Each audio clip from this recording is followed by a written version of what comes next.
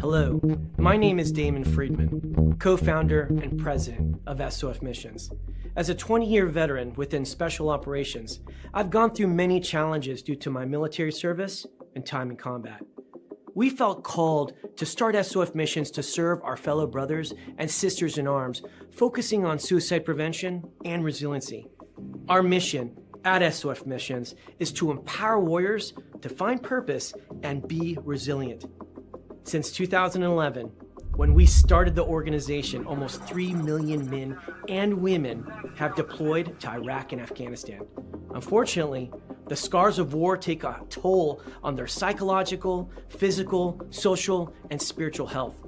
Many veterans feel a sense of hopelessness and a loss of purpose when they return to civilian life. They feel isolated and alone, unable to reconnect.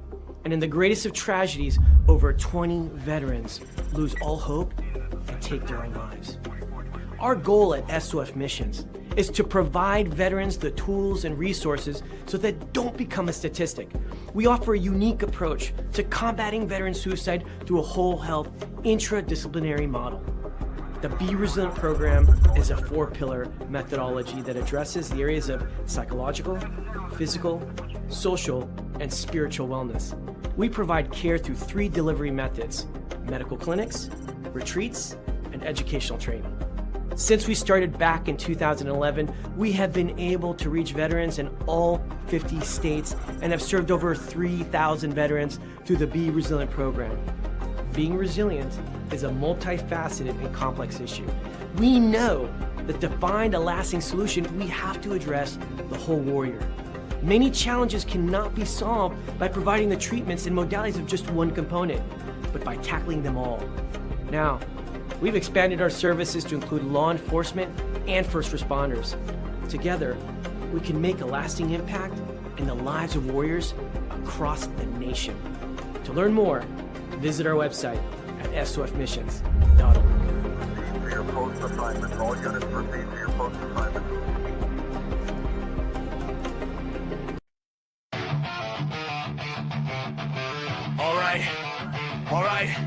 All right. This ain't just a show. This is a platform. Veteran built, battle tested. Welcome to the MisFitNation. Yeah!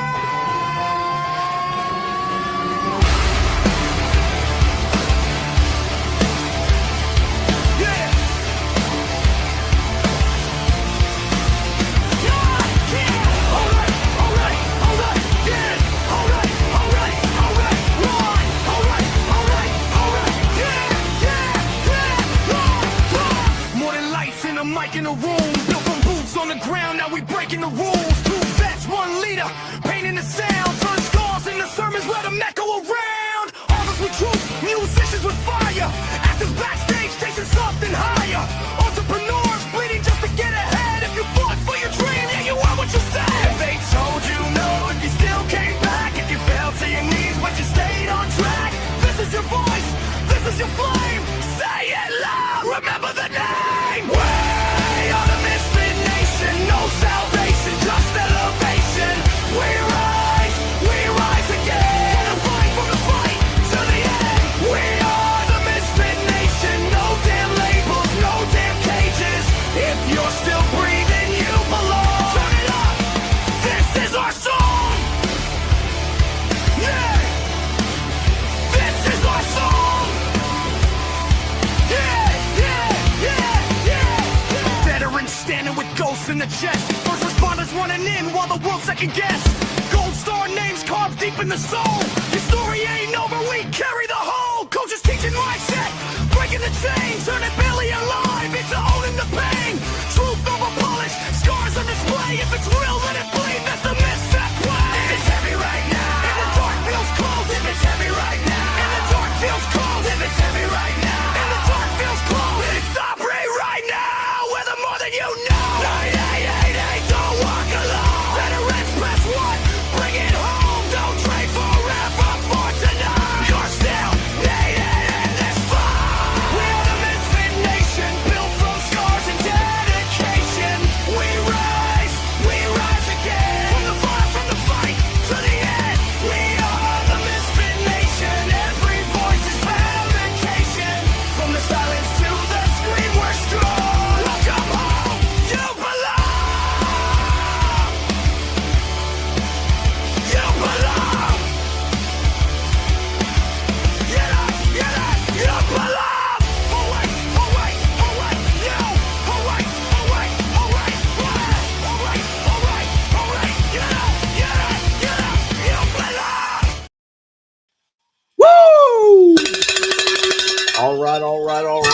Welcome back to the Misfit Nation and the Sunday after dinner show. We know you have other places you can be tonight, but you choose to be with us. There's no football on. NASCAR just ended. Reddick has won 2 in a row. Michael Jordan is going nuts with 2 wins in this early in the season. And the big news of the day, after 46 years of waiting, the United States men's hockey team won the gold medal. Congratulations to the men. The women won on Thursday. So we beat Canada in two big hockey games. We took the hockey trophies home. Congratulations and go USA. Tonight, we have a great guest coming on. He is a U.S. Army veteran, which makes him above the rest. He's a leader, author, motivational speaker, and founder of Warrior Dad Stories. He has dedicated his life to developing leaders, both in uniform and at home, blending discipline, resilience, and positivity into a powerful leadership philosophy built on trust and legacy. So without further ado, let's welcome TJ Baird to the Misfit Nation show. Welcome, TJ. Thanks, brother. Really appreciate it. And by the way, awesome opening song. Loved it. Thank you. Hope the dog liked it, and I didn't see him bobbing his head back there, but hopefully he enjoyed it. I got my earphones on, so he's just finished nesting and hanging out for the night with me. You see going across the bottom of the screen, I put your trophy husband thing on there from your LinkedIn, so I thought that was the funniest thing I've ever seen. So that's awesome that you have that there. Goes off my shirt. There it is. And you have a family legacy of service as well. Your wife is still serving. Your brother, I'm not sure if he's still in or not. He also served your twin brother. So that's a legacy of service right there, and that's awesome. And I thank you all for your service. Thanks for yours too, man. Appreciate it.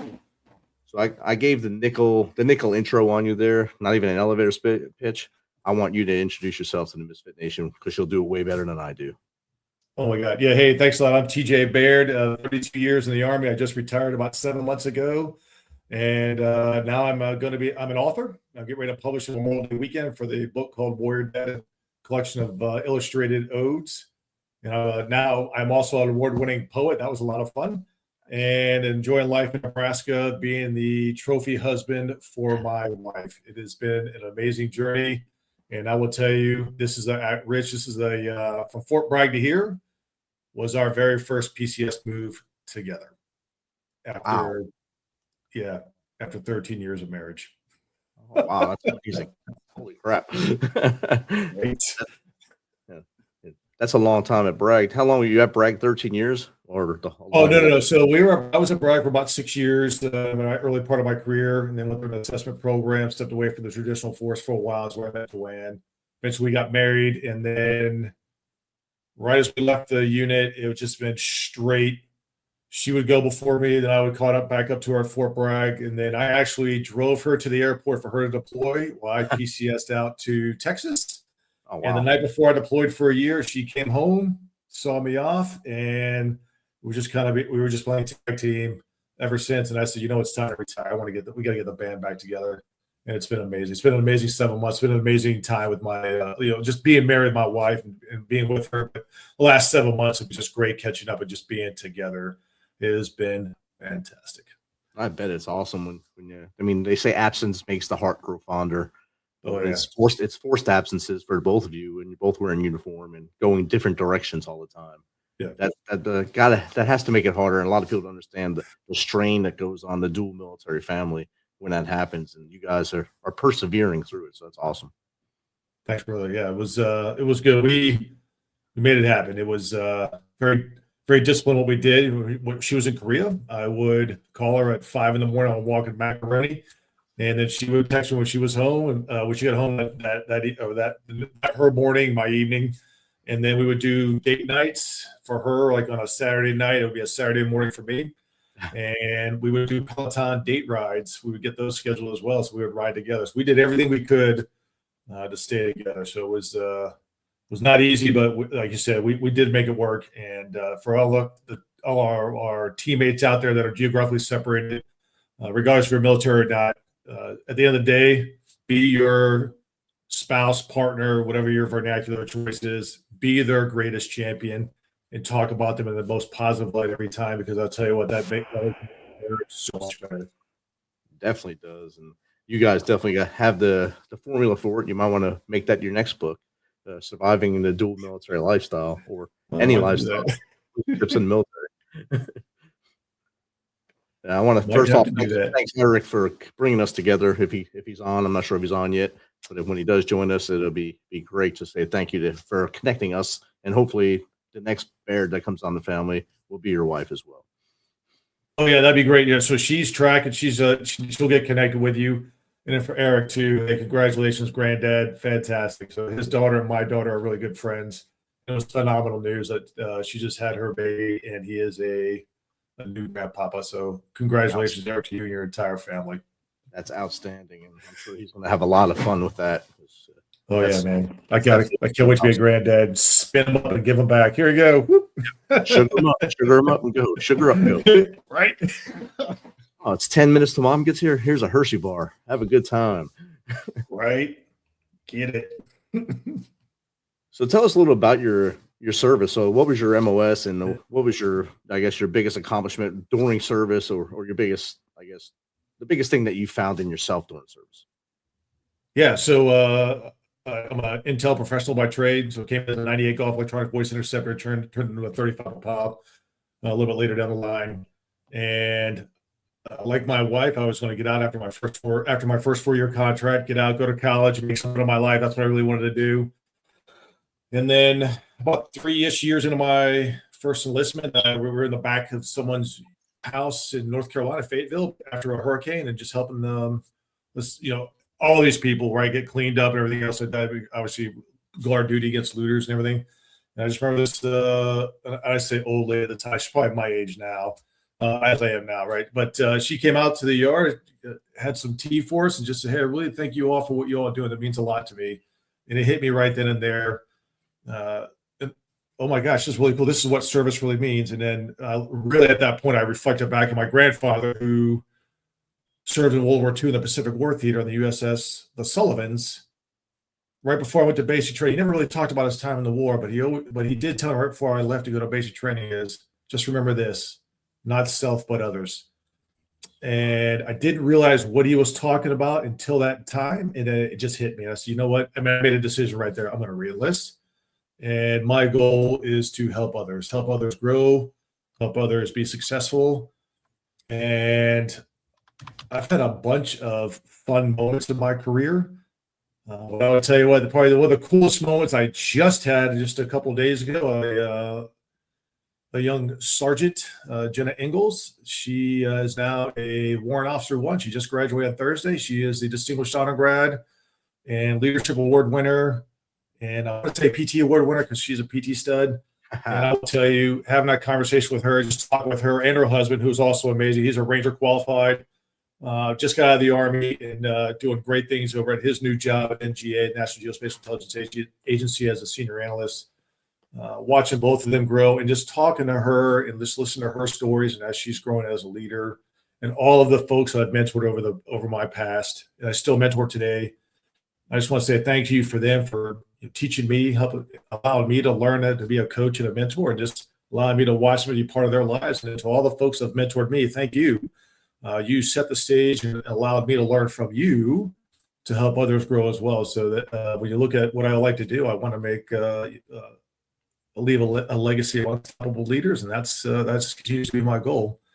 And that's really kind of the long and short of 32 years in my career. We could swap stories all night long, man. We've had some pretty good ones. Yeah, I was talking to one of my platoons from 2003 and 04 in Ramadi. A lot of young soldiers in that platoon, and we were talking the other day. We have a Facebook group chat, and Nice. We were chatting, and they were talking about how much they learned from us. And I just sat back watching and listening to it, and I finally chimed in and said, as leaders, we don't look for anything other than to make sure you're successful in your careers. We know that when we're in the moment, we may be the ass that you thought we were. We may be Satan or whatever you think we are at that time. It's not till many years later, like it was just the other day, where we hear that, hey, you did good by us. And it's rewarding to hear that later, but we don't look for that in the moment. We look to make sure that A, they come home, and B, they have all the tools they need to be better than me when I leave the Army. And when I hear them say thank you and this is what you did for me, it swells your heart and makes you feel great as a leader. Oh yeah, it was, again, it was amazing, and as Joanne and I mentor a lot of the same folks, and they're about the same age as my daughter, so there are kind of our adopted children, so to speak, and not to say we treat them as children, but to take the time and a lot of the energy to watch them succeed, and then at the same time, I wouldn't say take responsibility for failures, but sharing that with them and then help them guide them through all these challenges they may be facing, professional, personal, whatever it is, and then give them the resources they need if they need it, whatever. But as a mentor and a leader, coach, whatever you want, again, whatever your vernacular is, you can't just worry about the successes. You can't just focus on that. You just have to understand too, hey, when someone takes a knee, someone falls, falters, whatever, you're right there with them, supporting them, encouraging them. And encouraging isn't just pandering to somebody, because you don't want to do that, because that would ruin the sympathy. Great book. Radical Candor, I think, is the book, but the ruin of sympathy is the theme of the book. But you got to be there to encourage them. But in that encouraging, you might be a swift kick in the ass. To get them moving in the right direction that and that they know they needed to go to. Then maybe just because of what they're going through, they don't want to face that demon just yet. But at the end of the day, you got to be there with them, and you got to help them through it. And again, so for all my teammates out there, thanks a lot for letting me be a part of that with you over these long years. And I can't wait to be a part of it over the next set of long years, as I'm now, again, a trophy husband extraordinaire. Extraordinaire. That's nice. You like that? Adding more titles on there. You got to add that on your LinkedIn now. Oh, no, I'm good. Yeah, you update that. That'll make a lot of people come to you. Right? So like, what is this guy? Awesome. Over your 32 years, you've seen many different leaders in the military, from when you were a young Joe on the street there, and then said you were going to do those 4 years, learned about what giving back was, and stayed in. How many different types of leadership styles did you go through before you found the right one for you? I went through a bunch, and I mean a bunch. You got to think. So I was an E5, and my first sergeant at the time, Command Sergeant Major retired, Bill Palmer, an amazing individual. We called him the cleaner. We can go, there's a long story behind that, but there was a reason why you call him the cleaner. You get in trouble, you're done. He's cleaning your clock, right, kind of thing. Very professional guy, though. Never cussed, never screamed. An amazing man. Saw something in me. Maybe a platoon sergeant as an E5. And really, right when I did that, I went from a team leader to a platoon sergeant, and at that level as a team leader, it's very directed leadership. This is what we're going to be doing. It's not micromanaging, but you're very directed, because it's a very small team of 3 individuals that includes you. And imagine going to a platoon of 30, 40 plus, and I had to learn how to stop being very directive, learn how to delegate, learn how to give out what I needed to do. And this was in conjunction with my platoon leader at the time, Steve Matoli, phenomenal man, former Ranger. As an E7, became an officer. And the best part about that guy is we were both in the same we're rival high schools, almost a couple years apart. Oh yeah, so we hit it off great. He's an amazing cat. And so I had to learn right away that directed leadership does work at certain times when you need it, but it cannot be your go-to all the time, because it just doesn't work. It doesn't allow people to grow as leaders. And I had to learn that. It took me probably 6 months probably closer to a year to really learn that, or really to understand it, and then to put it into practice. It's years down the road. It doesn't happen like that. Even though you understand it, you say, hey, this is what I need to do.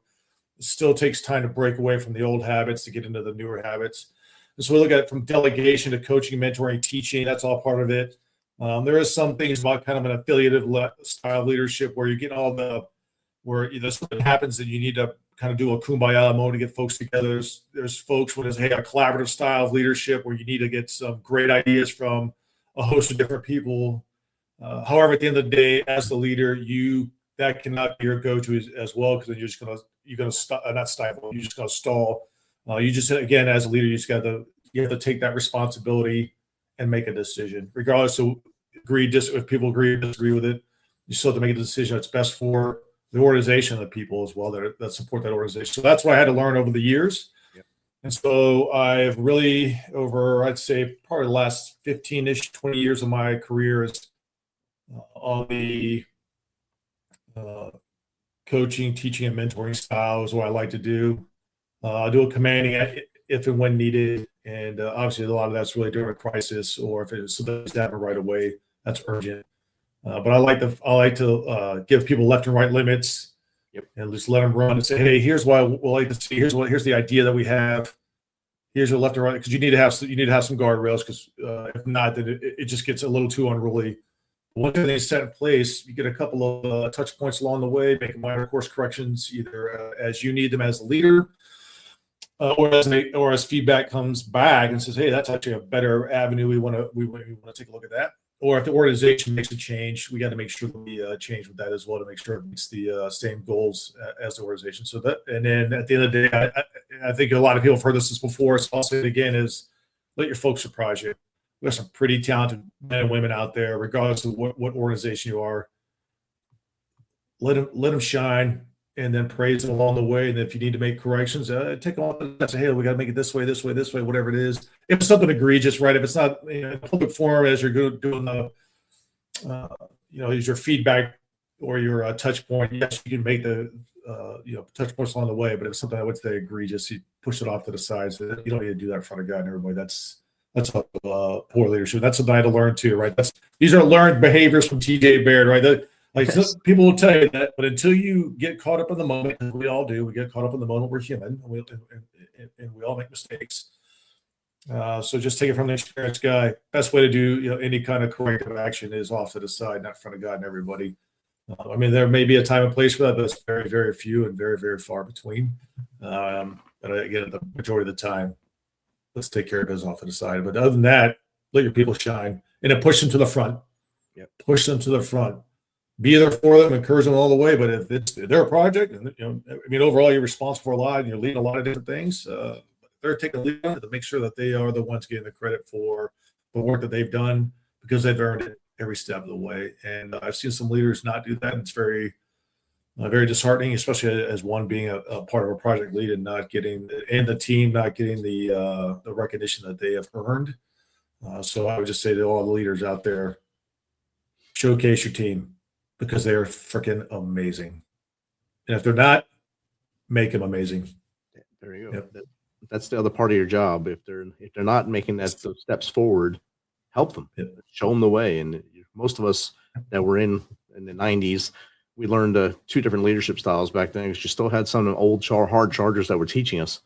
And there's a lot of this teaching going on, and a lot of in your face stuff. And it wasn't until probably midway through my career where I learned that you can lead different ways, and you didn't have to do it that way. And there's lessons learned along the way that maybe would I have done them different, and would they have been successful? I don't know, but maybe I would have made a little better headway with some people, and they would have stayed in the military and been great leaders. And when you evolve as a leader, it's really eye-opening to see yourself evolve when you can take a step back and look what happened along the way. And I'm sure you've had a lot of those aha moments. Oh, yeah. And I will say, too, is as we encourage folks, we want to make them great leaders. There's also another side of that coin, and that's very difficult for a lot of leaders. That includes me, too, right? Because it's a people business. And if we don't think it's a people business, we're wrong. It is letting someone go, or telling them, hey, either let them go from the project, let them go from the organization, let them getting them out of the military, on my perspective, from a host of different reasons, whatever they are. Is one, there's a way to do it professionally, and it's okay to do that. It's okay to let folks go who are not meeting the mustard. You can, at some point, you can lead that horse to water. If they're not going to drink, if they're not going to be part of the team, and they just refuse to do what you need them to do, then you got to, because there's an accountability piece. And if you are not being accountable, or holding folks accountable, I should say that, the other folks in the team and the organization will see that and will become to resent that. And that also has a negative effect across the entire force. Yep. And so again, there's a way to professionally let somebody go. You don't need to be a schmuck about it. Right. Right. Like I'll give you an example. I remember sitting around the table, and then hopefully at some point, then Colonel Laura Knapp was my brigade commander. We had a pretty significant issue going on inside the brigade, and people get fired up about, hey, we're going to do this, and this.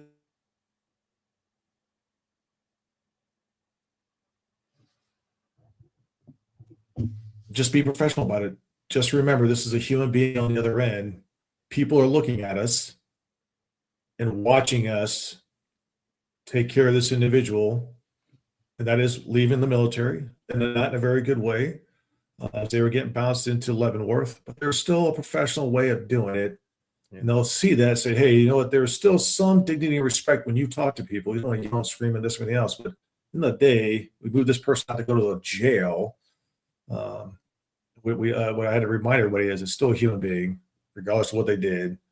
And then inside this room over here, we can vent all we want. Once we leave this room, we have got to ensure that we are leading at a level that folks respect us for, because if something happens to somebody else, or if something happens to any one of us, God forbid, we would also like to be treated that way as much as possible. Some people may not.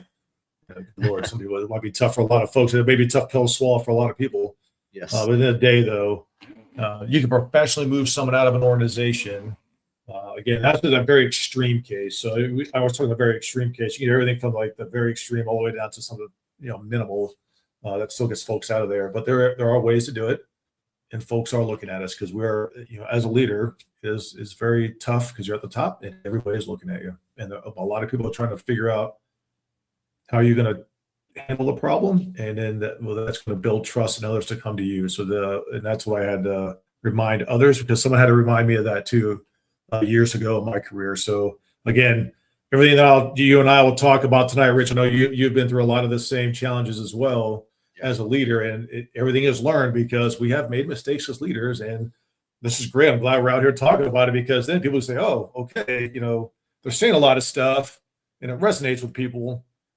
But if we've been through it, the answer to that is yes. I would not have been able to tell you these stories and maybe brought up all these things in my past to other leaders, because we lived through that. We made those mistakes, and we were called to the carpet along the way to make sure that we do not do those again.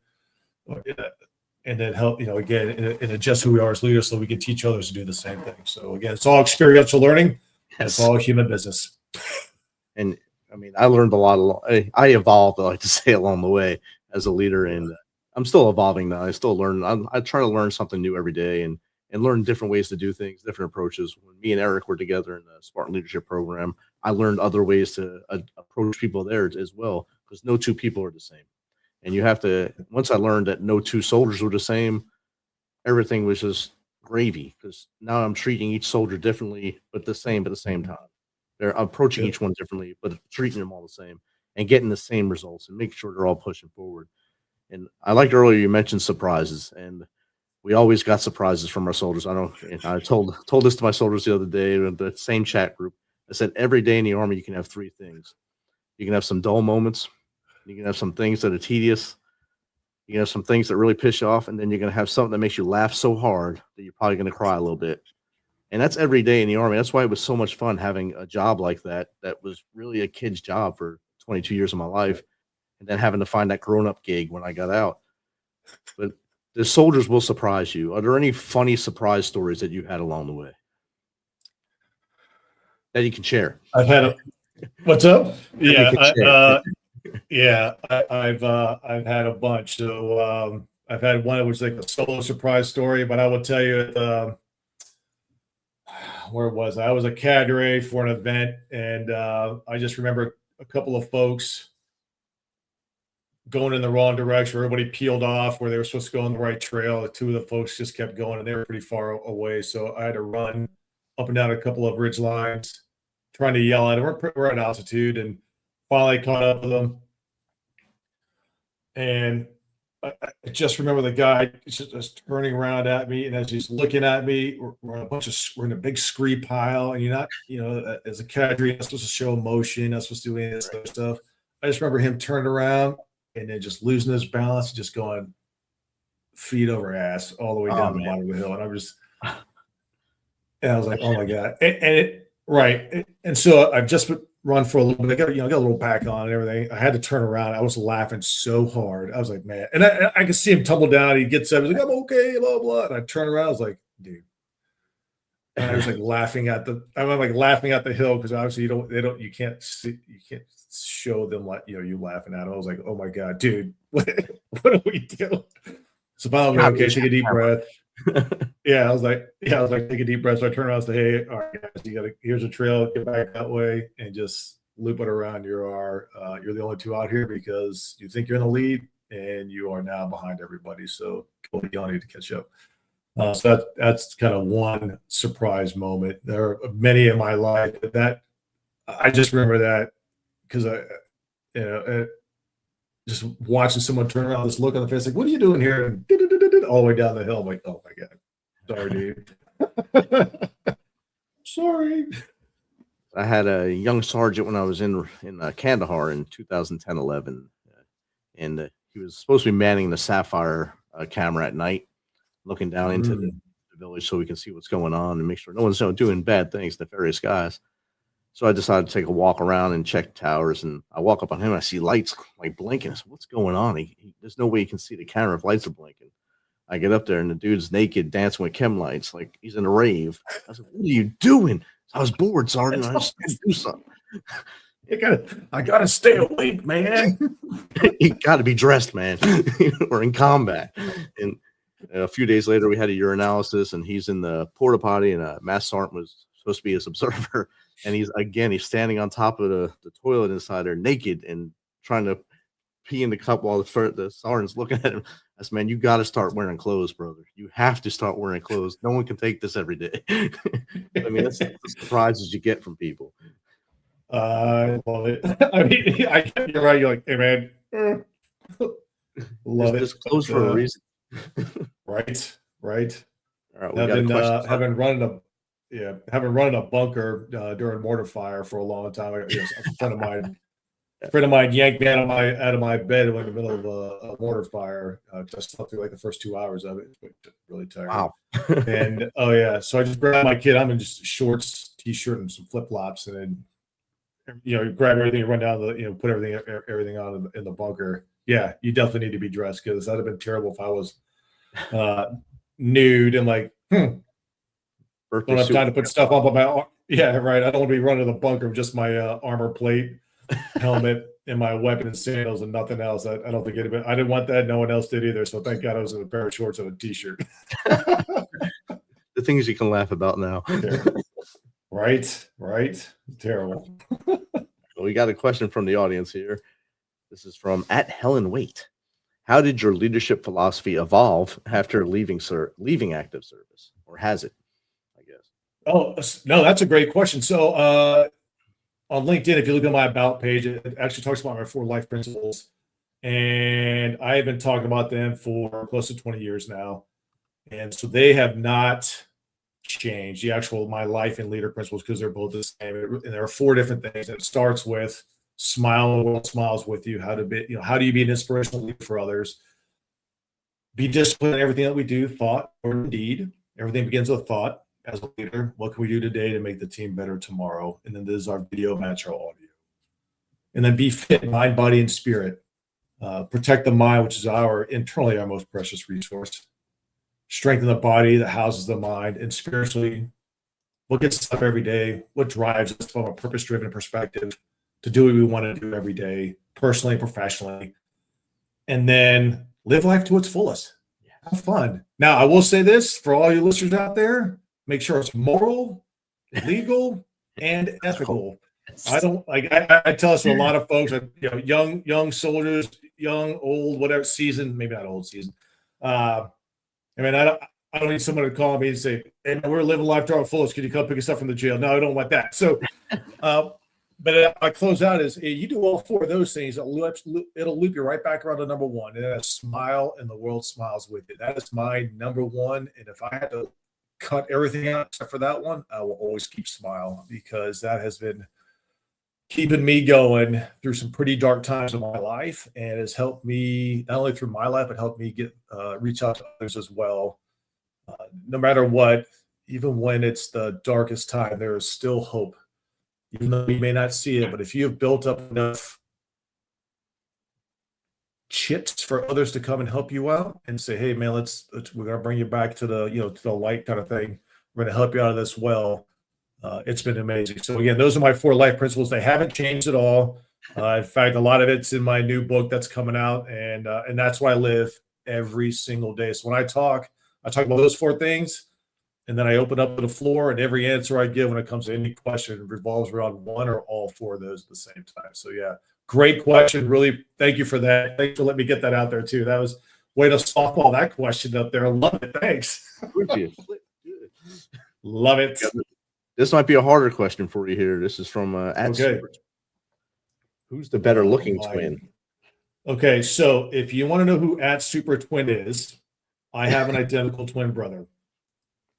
And I had a feeling. Derek, I love you, brother. Right. So I'm going to read you this claim that my brother has for my book, and this should help you out. I've got the book right here.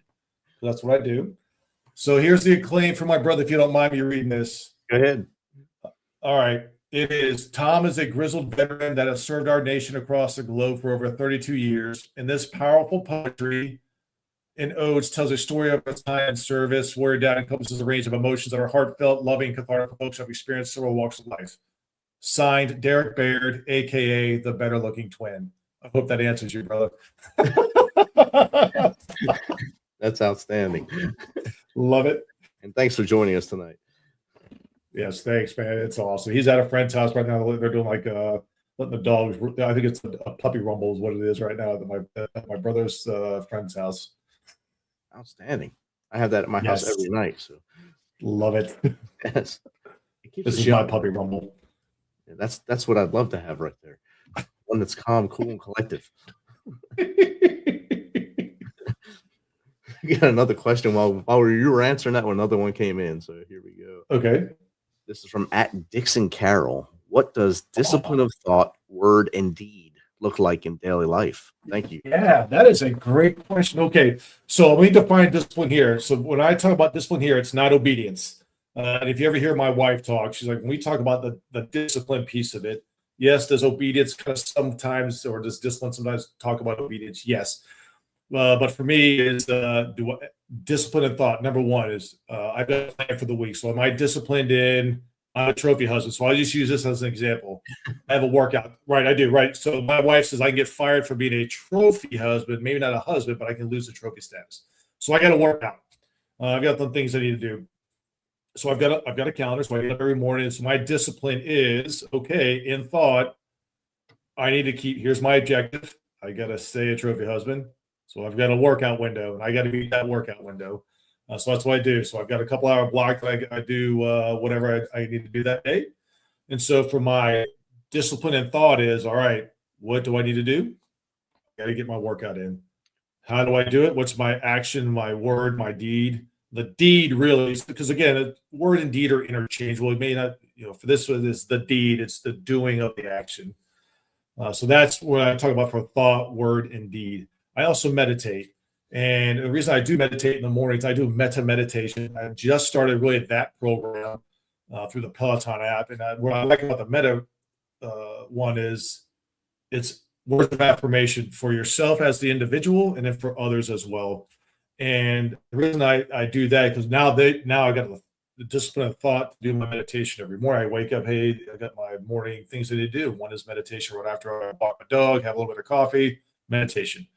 The words in that are words of affirmation for myself and for others. What I say for myself, because I do beat myself up quite a bit. I am my own worst critic, and I beat myself down. I think a lot of people out there can understand that, maybe do that with themselves. And so through this meditation, there are words of affirmation. They've got words, and I also sometimes substitute other phrases, whatever it is along the way that I've heard from other people, which I think resonate maybe during for that day, or what I think is going to come up during the day. And again, the deed is the doing of the action. And so for me, for those two different things, again, those are just two different examples. There are a host of different ones. But what I say is discipline starts with a thought. What are we going to do to make ourselves better, to help others make themselves better? That is what it's all about. And the thought piece has to go first. There has to be that thought of, I've got to do X, I've got to do Y, whatever it is.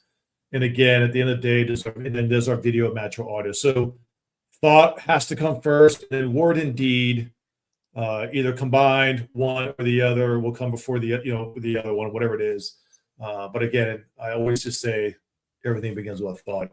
How are we going to do things to make ourselves better, to make the team better? And for me, my team, right, my squad, my wife, my daughter, my family, that dude right there. For him, yeah. Yeah. And then what I have found is me. How can I help myself out? Because if I am not able to do that, how can I help others? And that has probably been the most challenging thing for me, is those words of affirmation for myself. And so I've made a conscious decision to do that. And I've found that it has been helping me out quite a bit. So for all your listeners out there, meditation, like, thank my wife for really, she's been doing this for years. She's been encouraging me for a long time to do it. I finally, I broke down. I said, let me just give it a shot. And she's like, hey, man, it can't hurt you. I was like, okay. And I will tell you, it's been amazing. And then for me, I like the meditation because, again, I know it's a ramble on this one, but I can't say it enough. Just those words of affirmation for yourself will help drive you through the day, through whatever you've got going on in your life. That's outstanding. Thanks. Meditation for me didn't start till after I got out either. At least I don't think I was meditating. Sometimes we're just power naps while on patrol and stuff. That can be called meditation. But it wasn't until I truly was completely out where I would sit in a dark room and just be alone with myself and just think and just think of other things, just clear my mind of other things, or go on a long run at those times before my knees started going bad, and just be one with myself and just erase everything around me and meditate different ways and find an inner peace through the things that I went through and the things that I want to get to. And meditation really helps a lot in that both those focuses.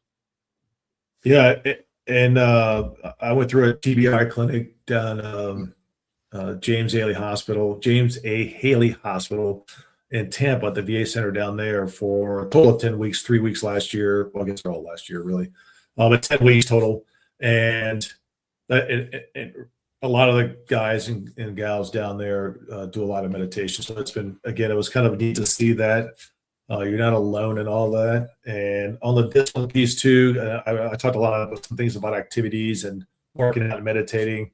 But when it comes to writing as well, so there are some days I just don't want to do it. I don't want to do this. It's 70 degrees outside in Nebraska. When it's 70 degrees in February, you want to spend some time outside because it'll quickly go to 2 degrees or -2 degrees, whatever it is.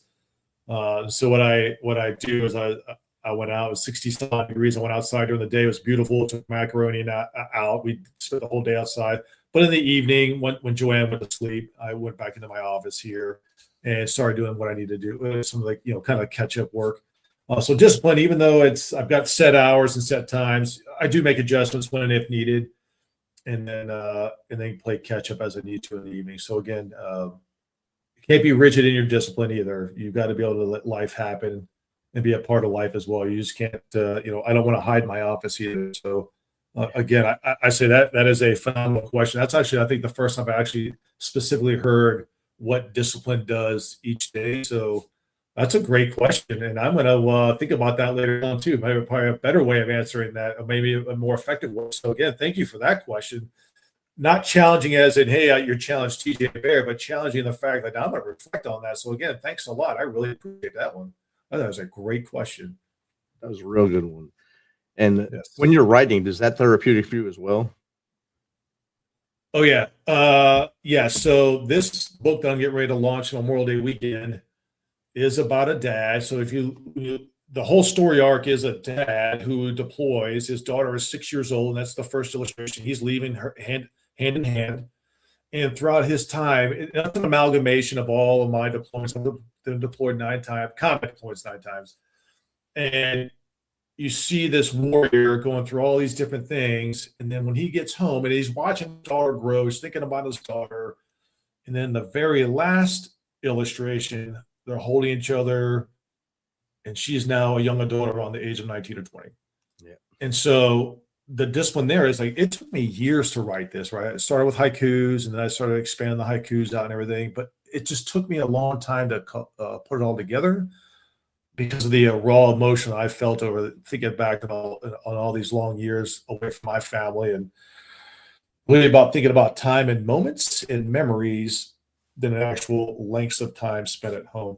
And then the memories I had with them. So that's, and it was hard to write because it was very emotional. And I just remember writing the ode to my daughter's light.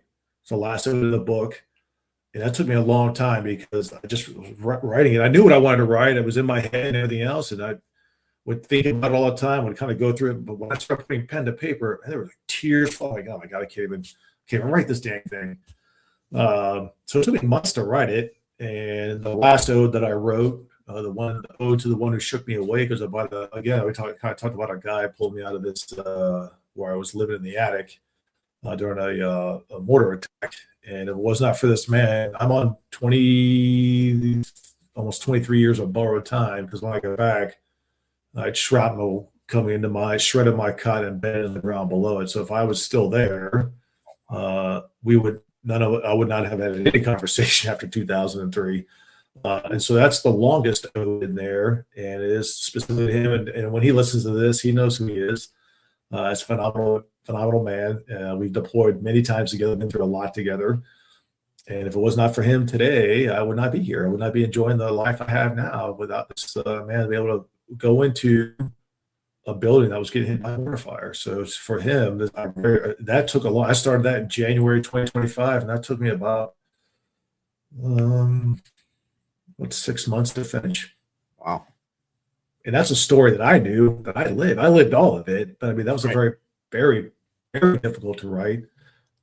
Came in fits and starts. And so for him, brother, thanks a lot for allowing me to write this book. Without him, I wouldn't be able to write this book. So yeah, very powerful moments. Outstanding. Got 2 more questions popped in. Sure. This one was from at Sauce Not Gravy. Batavia calls it gravy. How can fathers apply battlefield lessons to raising resilient children? Oh man, that is great. So that's actually one of the reasons why I wrote this as well. It is an opportunity for us to really talk about what we went through over the course of our time while we're on the battlefield. Now, there are probably some moments in our time we're not going to get too specific with, because some of those details might be a little too tough for children, for kids in general. And again, the reason why I wrote this specific book and the Adventures of Cool Bear, which is a children's book that's coming out a little bit later, is this: how can I tell my kids what I was thinking about, specifically about them, when I was deployed? When I'm on a ridge line at night, or in the next morning after a very long operation, and I look on one side and there's a lot of destruction. I look on the other side, and I look to the east in the morning. It's just crystal clear snow. The sun's rising, untouched. Everything's like the virgin snow, whatever it is, right in the mountains of Afghanistan at 12,000 feet. And it's a great opportunity to talk to your kids and say, you know what? I may not have been home every day. I may have missed this. I may have missed that. But no matter where I was in the world, no matter what I was doing, even if it was late at night at work, just down the road, whatever it was, you were always in my thoughts, because I have a young daughter. So for me, it's just, I'm a girl dad. That she's my one and only. It's her light that brought me home. But if you have multiple kids, it is their, and you're obviously your wife, but it's specifically the kids, right? It is their light that brought us home. It is their light that enshrouded us, that enshrined us, that inspired us, that kept us moving in the direction that we needed to go, that pulled us up out of those dark moments while we were deployed. And no matter what, that light kept us going. No matter, and when we talk about resiliency isn't just like, oh, I'm avoiding anything. No, it's, I took a punch, I rolled with it, I got back up, I kept going. It's like my wife's, I got to say it's her famous tattoo, fall 7, rise 8. That's what resiliency is about. So when we talk about our time overseas, is get them part of it. Is like, I just thought of you when I was doing this, or I was getting ready to go on this operation, when I got home, and whatever, we got home, back up wherever we were, if it's like a forward operating base, a small one, maybe a large one like Kandahar or Baghdad or whatever, right? Always thought about my family. Always thought about that. During the heart of the operation, obviously not. You're actually very focused on what you're doing, because that would be a huge distraction, right? You don't want to do that. But in those moments where you have those peaceful moments, those time, whatever, just talk to your kids like, you brought me home. I thought about you. There are all these challenges in my time overseas, and maybe transitioning back home, get back into the swing of things with the family. Is, hey, remember this time when I came home after a long TDY, a long battlefield deployment, whatever it is, and there was some fits and starts there. So, me as a father, me as a mother, me as, pick up parents, whatever it is, right? Trying to get back along. Remember how hard it was, and now look at it today. We're doing so much better because we as a family came together, we cherished each other, we championed each other, we stuck by each other. Those were the resilient moments. You can still talk about some of the mistakes we've made along the way. In fact, that's a great opportunity. It's a great healing opportunity. It took me a while to figure that out, and I'm doing that now with my daughter. Is I did make my mistakes along the way, and through that is how do we get reforged? Right? I wrote an award-winning poem, really talked about being reforged. How do we, as an individual, how do we, as a family, how do we become reforged into something better as a family unit, friends unit, whatever the unit is, right? How do we do that through a resiliency process, through a reforging process? And that is a great way to talk to your kids about. And that's why I wrote. For me, I love writing. I love writing poetry. As a barrel chest freedom fighter, here's the things you don't tell people. I mean, I write poetry. Right, right. I was just talking to a guy named Andy. I don't know if he's on the line right now. He's again, back in the day, barrel chest freedom fighter. He wrote music, and we were talking about it. I was like, oh man, I love poetry, I love music, but I couldn't tell people that when I was in the military. They'd laugh me out the door. I was like, yeah, that's probably true. I don't tell anybody that too. Until I started transitioning out of the military and telling people like, hey, this is all the things I've written. I've got like not books, but sheets of paper of all the things that I've written. So for that question right there, just talk about it. Just sit down with your family and just say thanks. Thanks for being just amazing, and talk through all the goods and bads. And at the end of the day is we're still together. We are a family. And that's the good resiliency piece of it is we have reforged into something greater than what we were before. We're not exactly like we were before because that's never going to happen. In fact, I love the guy I was before. He's a crazy dude and everything else. I had crazy orange red hair, but now I'm Arctic blonde and a little bit calmer down, right? But again, I like to talk about all the success I've had with my family, all the things that I've stumbled along the way, and thanking them for helping me out. So yeah, again, another great question. I love it. We got two more good ones that popped in, so let's see. Oh my gosh! Going. Okay, here we go. All right. This is from @WoeMan3. What challenges did you face building Warrior Dad Stories as a veteranpreneur? Yeah. Okay. So I actually got ahead of myself. So I was doing a bunch of things before I even built a business. So like, I'm going to write this book. I'm going to do this. I'm going to do this. I'm going to do this. I didn't have a business. I didn't have anything.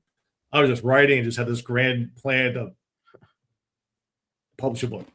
Right. So someone goes, hey, man, how you going to market it? When are you going to do this? You even have a business. I was like, no.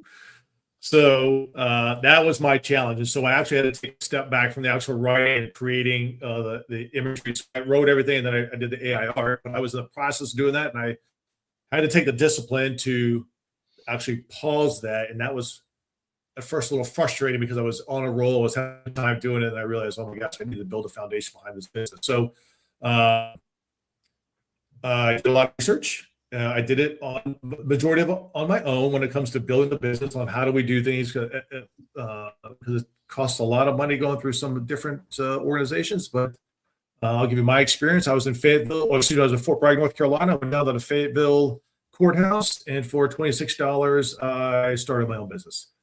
If I had done that online, it would cost me $800, not $1,000. So I just did that on my own. I got my EIN. Once I did that, I got my EIN, which is my I want to say enterprise identification number. I probably got the wrong thing with this, but it's my tax ID is what it is, right, for a business.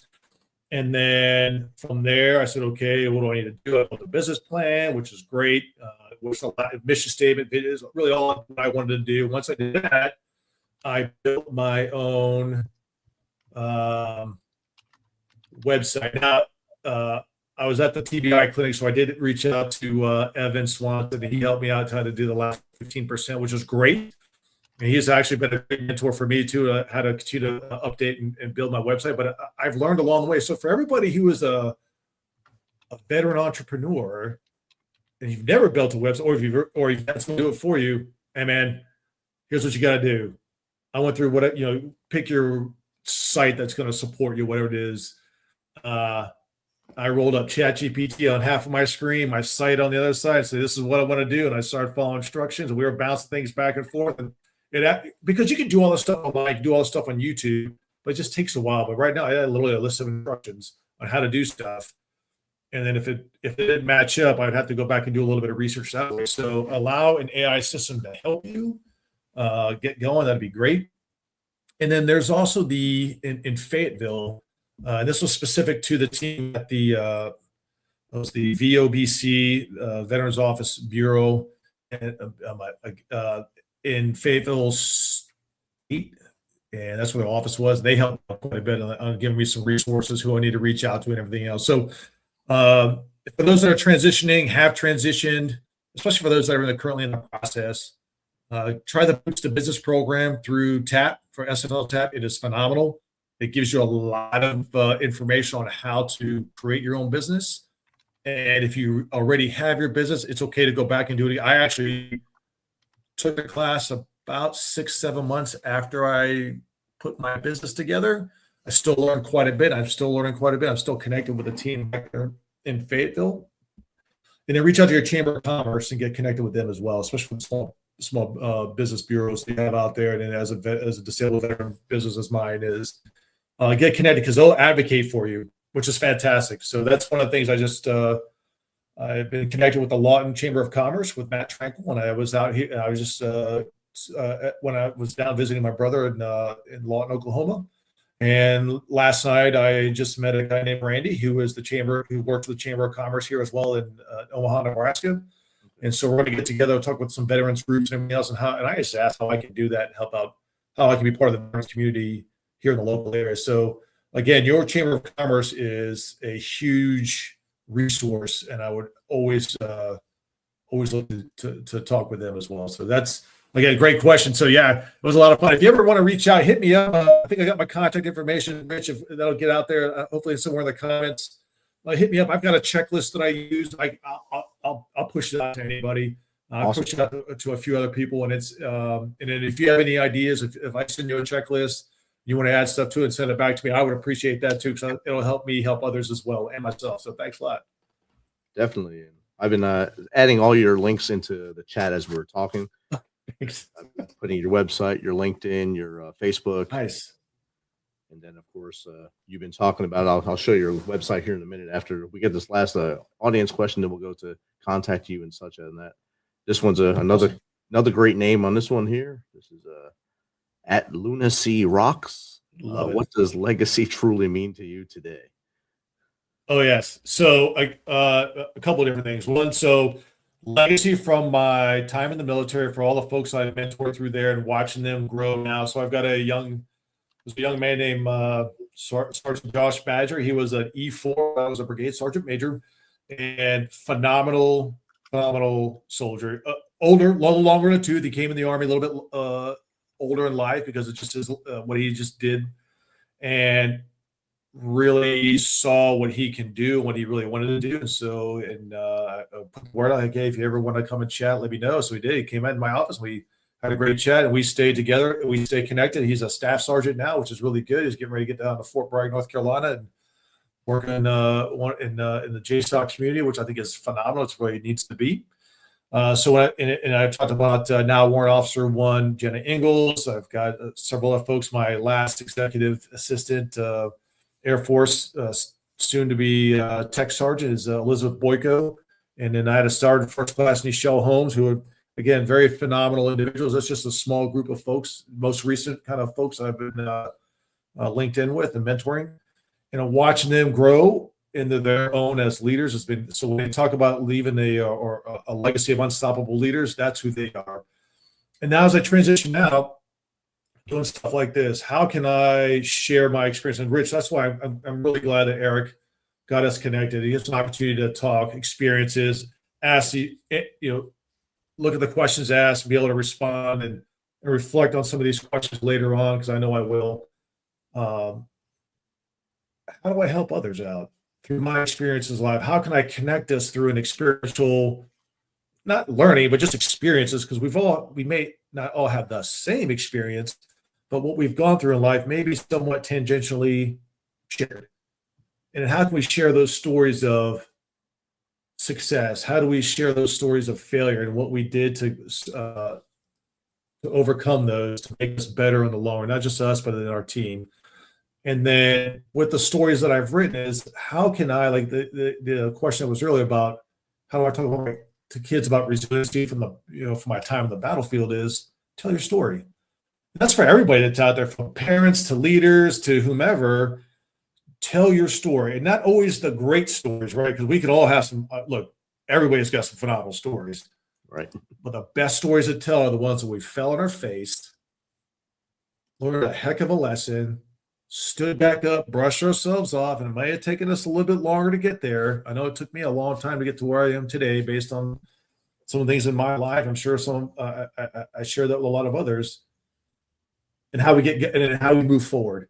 Those are the stories that are very impactful, but make it a story. Tell the story, and then be lively about it, and then say, hey, this did happen in my life, but even though it affected me negatively then, now I use it as a phenomenal teaching moment. Or it was a great moment in my life. Yeah, even though all the successes that we have, there's some stumbling moments along the way. Talk about those stumbling moments, even though it's a great success in your life.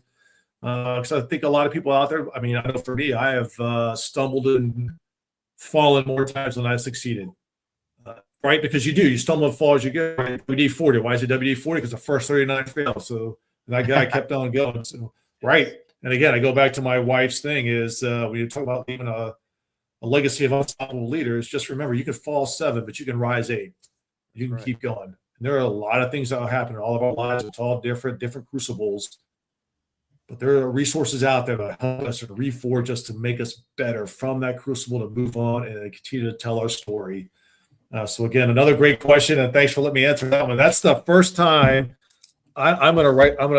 that's the first time. And then, Rich, if you don't mind, can you send me those questions? Because that's the first time I've actually had that question. I would love to have that, because I want to maybe frame that answer a little bit better next time somebody asks me that. So that's phenomenal. So thank you very much for that question. That was great. Outstanding. And like I said, the next question was going to be, how do we get in contact with you? I'll pop your website up on here with us. Great. And share it with us. And then, thanks. And then the Creative Forge is where you see a lot of my works, obviously contact everything, but the Creative Forge, if you scroll down, you can punch on those buttons right there. It says read and it'll pop up. But if you see Reforge, a personal healing journey, that is my award-winning poem for my time. And with really thanking all the men and women, not only that were in the program with me, but most importantly, the men and women who were in the program supporting us, the staff, the doctors, the therapists, everything, because there's a lot of different things that allowed us to kind of pick up the pieces, mold us back into something that is phenomenal, and then push us out the door and say, hey, do great things.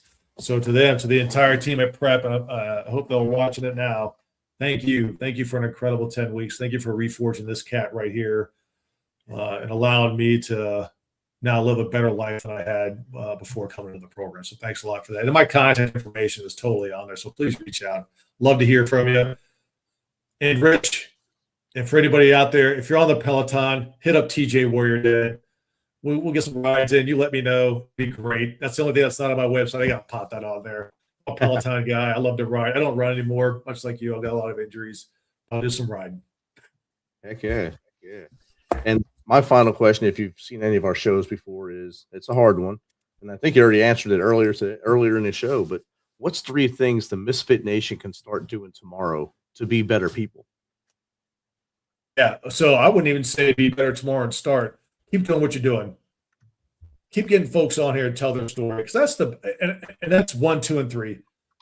Keep telling our stories, because as I listen to your podcasts, listened to the Dad Edge when I was on there recently. I'm getting ready to go on Tracer Brown and a few others, and I listen to all these folks talk about their stories. And within those stories, you get these great lessons learned. And they're all different experiences, but they all resonate, because it's amazing. Because they're just people telling, they're not talking at us and not talking down to you. They're like, hey, I'm going to share this story of a life event or a series of life events, And then you have that conversation with the host. And right now it's you and the team, Rich, and I think it's phenomenal. Is keep doing that. Never stop doing that. Well, at some point, you probably like, hey, I'm going to be retired, so I get that, but I'm going to retire for the second time. But keep doing what you're doing because it's a great opportunity, and it's great that your audience is asking all these questions because that's when you know you have a good podcast. Is especially as a host, is you have a very interactive audience, and they're asking these questions. And if it wasn't for a good host, you wouldn't have a great audience. So keep doing that. I think it's great. I think and just keep telling your stories. For everybody out there, one, take the courage to tell your story because it wasn't easy. And I'll do this on that. I just had this discussion before when I was at Fort Houston, I was going to go to behavioral health. I walked in and I was in my uniform, a very senior non-commissioned officer, E9, bunch of young Joes in there. They freaked out. I'm like, hey, I'm here the same as you are. I got demons to battle, and I'm here to battle with them. So for all you in here battling demons, good and good on you. Like, you're not here to you rat on us? Like, no, bro. No, I'm here the same as you are. I'm battling demons. So for everybody out there, parents, lovers, grandparents, family members, especially leaders, tell your story and be honest with it. Encourage it. I encourage you to do that and tell a good story because that's what resonates. Is a good story with a great lesson. And that's what you do on the Misfit Nation. It's incredible, brother. It is incredible. So that is what I wanted. That's a great 1, 2, 3 right there for you. Yeah. I appreciate that. That's awesome. And yeah, thanks. Take heed to that. Get more people to come on and share their stories. So maybe we all can learn different ways to do things tomorrow. That's awesome. Yeah. Love it. TJ, thank you for hanging out with us for this last hour. Macaroni, thanks for being quiet over there and just laying down. I wish my labs would do that. I don't think anyone's labs do that right there. That's awesome. So thank you for having a great openness with your story tonight too, TJ. Thanks, Rich. And then I need to get your address so when my book does get published, I can send you a signed copy, brother. Awesome. I'll send you that with the questions after I get off here. Thanks. And then download the companion guide on my website. It tells you all the backstory of what I did and how I wrote the book. And that answers a lot of some of the questions that folks have been asking out here too. So yeah, thanks a lot for everything. Jake said, way to set the example. That was a great leadership moment. And thanks. My brother and I want to say I love the picture of Jake's dog. Beautiful. That's little tiny Silvio. He's a King Corso. My brother had a Kanye Corso named Tiki. Loved her. Great dog. That guy likes to run right into your kneecap with that big head. It's awesome. Right. He loves to help your medical and physical well-being. Right. TJ, like I said, thank you for being on. Misfit Nation, take heed to everything you learned tonight. And remember, if you're feeling down and you see that darkness closing in on you, don't be afraid to call 988. If you don't want to call 988, call us. Call your friends that are on that little card that's in your wallet. There's 3 names that should be on that card. We've been telling you to do this for 600 episodes now. Call those 3 people. They want to hear from you tomorrow. They want to hear from you the next day because the day with you tomorrow is 100% better than one without you. Do the things that make you feel good. I know when you're in the moment, you want to just close out, but don't make a permanent solution to a temporary problem. We're here for you. Contact us here at the Misfit Nation, info@themisfitnation.com, Jake@themisfitnation.com, or Steven@themisfitnation.com. We will get with you. We will keep you on the line until someone local can make sure you're in that safe space and keep you with us. Until next time, everyone, be humble, stay hungry, and just keep hustling because you know who we are.